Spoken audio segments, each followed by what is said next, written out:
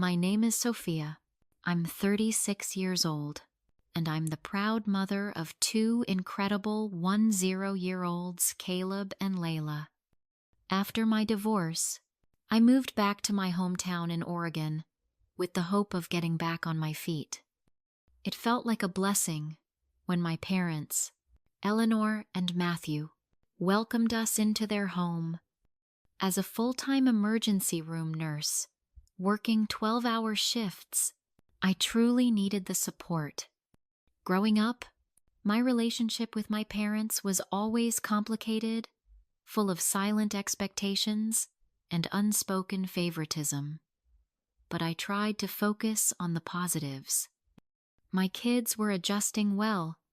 Caleb, my quiet thinker, was always tinkering with building sets and sketch pads, while Layla, my brave firecracker, took charge of every playground, in justice like a tiny lawyer. We moved into my parents' cozy 2-story house, nestled in a quiet cul-de-sac. They turned their old sewing room into a shared bedroom for the twins, while I took the den. It wasn't ideal, but it was safe, and we were together. I cooked, paid for groceries, and respected their routines, reminding myself this was just temporary. But nothing could have prepared me for how quickly temporary would turn into unwelcome. Things shifted the moment my younger brother Ryan and his wife Bella welcomed their first child Max into the world. The moment he was born, the atmosphere in our home changed.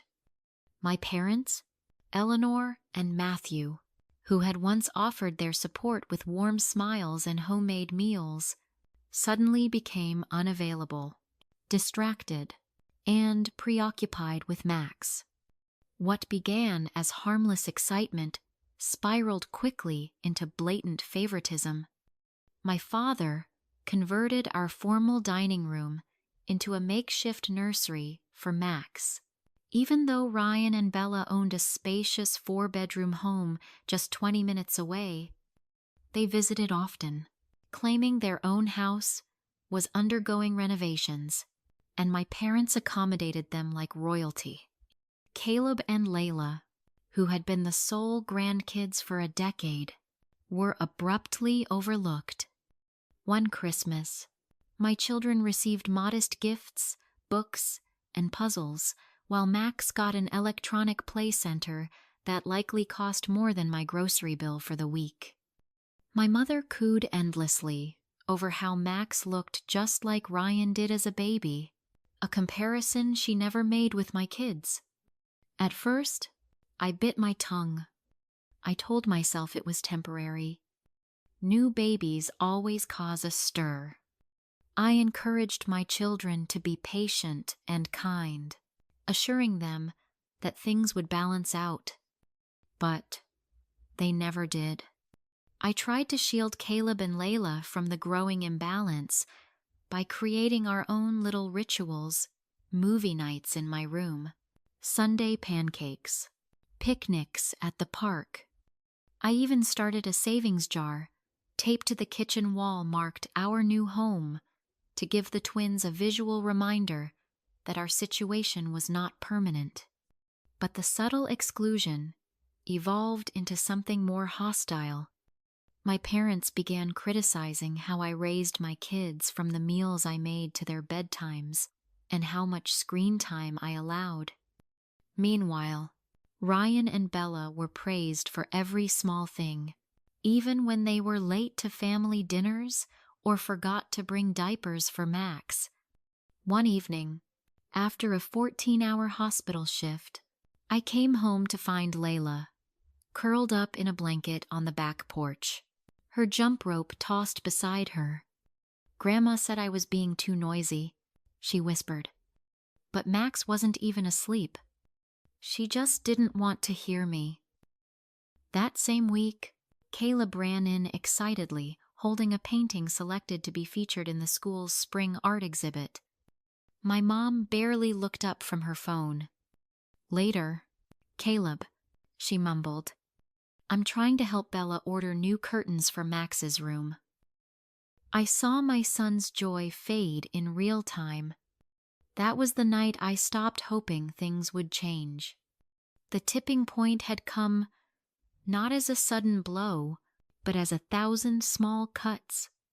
Each moment, chipping away at my children's worth, in the eyes of the very people who should have loved them unconditionally. And I knew it was time to change the ending to our story. September arrived with falling leaves and a heaviness I couldn't shake. Just as I had begun to see the light at the end of our tunnel, a savings goal within reach, a few promising apartment listings, everything unraveled. It started with a family meeting. I had just come off a night shift and barely made it to the kitchen, where Ryan and Bella sat at the table. Baby Max, on Bella's lap, dressed in designer baby clothes. My parents stood behind them, beaming like proud hosts. "We have some exciting news," Ryan said, addressing our parents, but not me. "We're finally doing the full remodel, new floors, kitchen, bathrooms, everything." My stomach dropped. I knew what was coming next. Bella jumped in. "So, we'll need somewhere to stay for a few weeks. Just 6 to 8, tops." Before I could even open my mouth, my dad clapped Ryan on the back. "You'll stay here, of course. We'll make it work." "Actually," I said, clearing my throat, "we're already tight on space. 5 of us." Eleanor cut me off. "Family helps family, Sophia. It's just for a little while. You know that." It was déjà vu.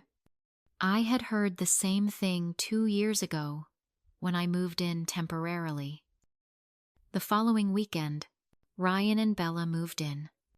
But this wasn't just a casual visit. It was a hostile takeover. My parents cleared out the twins' art supplies from the hallway cabinet to make room for Max's diapers. Caleb and Layla were scolded for making noise after school. Their small corner in the living room, once filled with Lego and coloring books, was boxed up and labeled "too messy." Then came the real gut punch. I was midway through a double shift when I noticed back-to-back messages on my phone during a brief lunch break. From Layla, "Grandma says we have to move to the basement. She's packing our things." From Caleb, "Please come home. They moved all our stuff downstairs.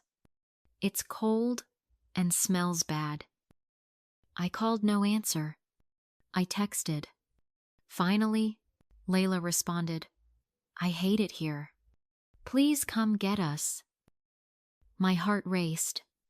I explained the emergency to my supervisor, rushed through patient handoffs, and drove home with my stomach in knots. I walked through the front door and found my children on the couch, eyes puffy from crying. My mother and Bella sat in the kitchen, sipping tea, completely unbothered.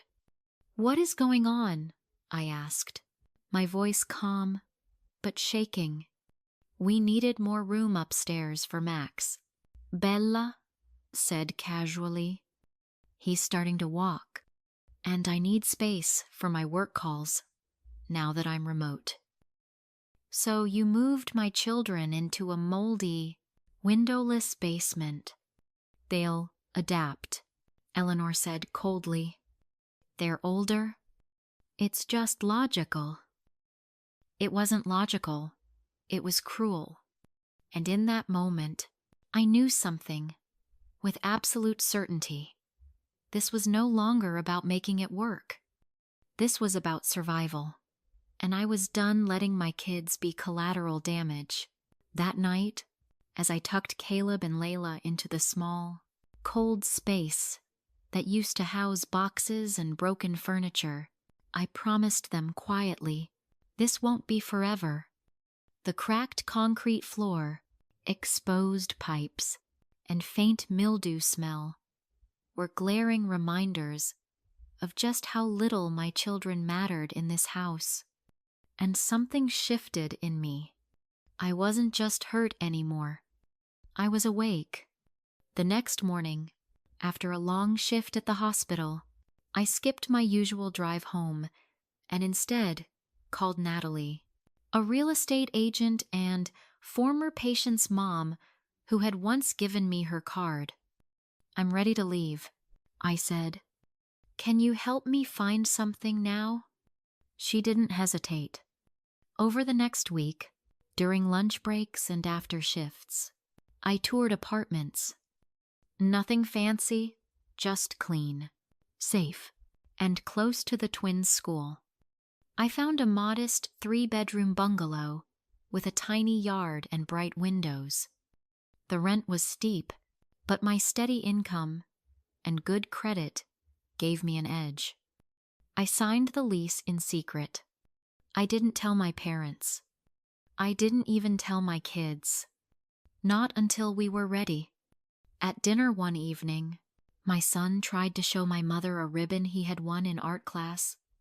She didn't even glance up. Later, Caleb, "I'm helping Bella choose curtain samples." Curtains. For a baby who didn't live here. Meanwhile, Layla had stopped practicing her clarinet altogether after Bella snapped at her during a virtual call. My daughter, who used to fill the house with sound, now walked on eggshells. My breaking point came the following Sunday. My mom had cooked a full spread of Ryan's favorites. When Caleb politely asked if there was another option, something less spicy, my mother scolded him for being ungrateful. Moments later, Max threw his food on the floor. Everyone laughed. "Is just curious," Bella jiggled. Caleb looked at me with a face I'll never forget. Confused, hurt, quietly betrayed. The next morning, I sat with Nancy, my nurse friend, in the staff lounge. She didn't even wait for me to bring it up. "Sophia, you're living in a house where your children are being made to feel unwanted. That's not parenting support. It's a slow erosion of their confidence." Her words hit like truth serum. That night, I took Caleb and Layla out for ice cream, just the 3 of us. As they giggled over melting cones and sprinkles, I saw glimmers of who they used to be: joyful, unguarded, free. "You're both amazing," I told them. "Don't ever let anyone make you feel like you're less."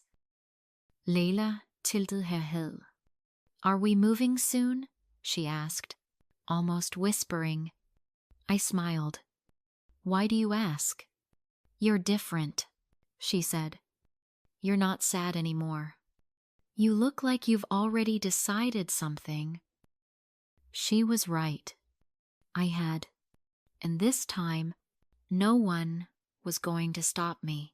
Just 1 week after that ice cream conversation, the house I had quietly secured became available earlier than expected. Natalie called me between my shifts. "The current tenants are out. If you want it by the 1st, it's yours." I didn't hesitate. "We'll take it." For the first time in nearly 2 years, the future didn't feel like a distant dream. It felt real. I had furniture scheduled for delivery, utilities transferred to my name, and keys picked up. During my break at the hospital, the bungalow wasn't big, but it was ours. 3 bedrooms, lots of sunlight, and even a little fenced backyard that Layla could use to practice soccer. I still hadn't told my parents. I didn't want the confrontation, not yet. I just needed a few more days to prepare. But life had other plans. While I was working a long shift on a Tuesday, I received frantic messages from both kids. Layla, they moved our stuff again. We're in the basement now. Caleb, Uncle Ryan said, we don't deserve the upstairs anymore. Please come home. My hands were trembling. I left work early, citing a family emergency. When I arrived home, my children were sitting on the couch, pale and shaken. My mother was in the kitchen with Bella, casually sipping tea, like nothing had happened. They moved all our stuff without asking, Caleb whispered. They said Max needed the better room. I confronted them calmly, my voice low but firm.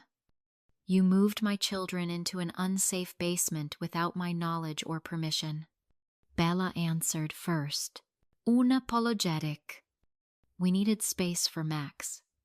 He naps better upstairs, and I need a quiet place to work. Eleanor chimed in. You're being dramatic. They're just kids. They'll adjust. I looked at my mother, like I didn't know her anymore. The basement has mold. Caleb has asthma. And you didn't even ask. My father came in halfway through, arms crossed. We gave you a place to live. Don't forget that. I almost laughed. It was always the same refrain how much they had done for me, never how much I had done to keep things running. Raising my kids with respect, contributing money, meals, cleaning, and more. That evening, I sat Caleb and Layla down in their shared room, still cluttered from being hastily boxed, and said the words I'd been waiting to say for 2 years. Pack your bags. They stared, unsure, like, for a trip? Caleb asked. No, I smiled. We're going home. The look on their faces, hope, disbelief. Joy made every sacrifice worth it. We didn't take everything that night, just what mattered. I had already arranged with Nancy, my friend from the hospital, to stay in her guest room for a few nights until we could move into the new place. That was the night we left, not in anger, but in freedom. No shouting, no guilt. Just 3 people reclaiming their peace. The first night we stayed at Nancy's, the kids were unusually quiet. The guest room was cozy but unfamiliar. 2 air mattresses for the twins, a queen bed for me, and the soft glow of a nightlight Nancy had thoughtfully plugged in. She'd even stocked the fridge with fruit snacks and chocolate milk. It wasn't home yet, but it was safe. And safety had been missing from our lives for far too long. I stood outside in Nancy's backyard as the kids watched a movie inside, the night breeze brushing against my face, like a gentle reminder, you did it. Not just leaving, but choosing us. Choosing me. That night, for the first time, in what felt like years, I slept soundly. No anxiety about tiptoeing around my parents. No tension waiting to be criticized. Just stillness. Over the next few days, everything began to change. Layla asked if she could practice her clarinet again, without fear of being told to be quiet. Caleb brought out his sketchbook and started drawing nonstop. The day we moved into the bungalow, our official new home, was simple but joyful. Nancy and a few co-workers helped us carry in boxes, and we ordered pizza to celebrate. Caleb picked his room first and declared it his art lab. Layla chose the one with the best light for practicing music. We didn't have much. A couple beds, a second-hand couch, a small kitchen table. But it felt like everything. My parents texted constantly at first: guilt, confusion, and the occasional backhanded apology, I responded once to let them know we were safe, and then went quiet. I needed space. 3 weeks later, they showed up at my new doorstep, uninvited. I let them in, reluctantly, as the twins got ready for school. My mother's eyes scanned the small living room. "It's smaller than I expected," she said. "It's perfect for us," I replied. My father got to the point. "You've made your stand. Now let's put this behind us. Come back." "No," I said plainly. "This is our home now." They tried every tactic: guilt, reasoning, family tradition. But I was no longer the daughter begging for approval. I was a mother who had found her voice. "You don't get to make the rules anymore," I told them. "Not in our lives. Not in our home." They didn't understand. Not yet, but that was okay. I didn't need them to. In the weeks that followed, things only got better. Caleb's teacher called to say his confidence had skyrocketed. Layla auditioned for the school band's lead position and got it. As for me, I was offered a promotion to charge nurse, with better hours and a bigger paycheck. One quiet night, Layla crawled into bed with me and whispered, "I like this house. I feel like we belong here." And in that moment, I knew the person I used to be, the woman who tolerated, minimized, and apologized, was gone. I had grown, and so had we, together. 6 months after we left that house, the one that had drained our joy and shrunk our spirit, everything looked different. Our rental home small, sunlit, a little creaky, and the floors had become a sanctuary. Not perfect, not polished, but perfectly ours. There was art on the fridge, Caleb's latest masterpiece. There were music notes taped to Layla's wall from her clarinet teacher. Our house was filled with noise again, not shouting, not tension, but laughter, humming, questions, and joy. The kids had blossomed. Caleb joined an after-school art club. Layla was named first chair in band and started soccer on the weekends. They no longer tiptoed through life. They ran, they sang, they lived. I flourished too. My new role as charge nurse came with more responsibility, yes, but also more predictability. No more back-to-back overnight shifts.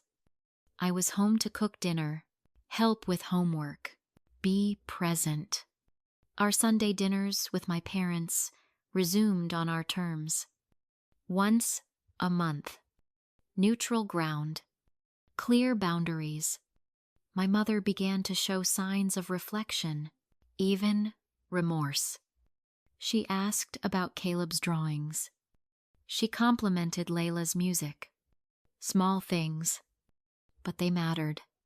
My father remained distant, still uncomfortable with change. He didn't control.